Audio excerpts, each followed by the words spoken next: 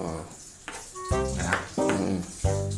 What's up mga lods? So for today's video, magluluto na naman ulit tayo ng hipon. Yung buttered hipon, buttered shrimp. Ano sa Tagalog nun? Butter. Yung butter na pinapalo ba? Butter kasi sa amin yung palo. Binatuta. Binatuta ko.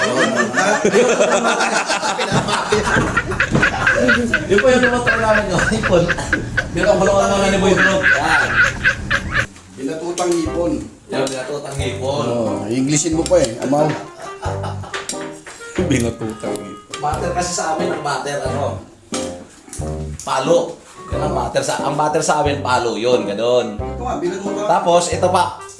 Oh. Alright.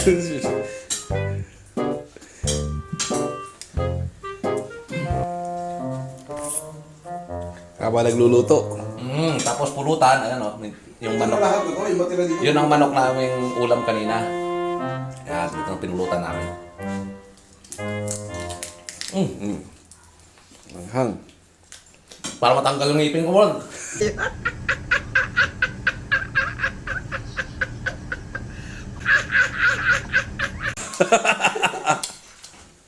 Maraming salamat mga lods sa pagtutok. Paalam.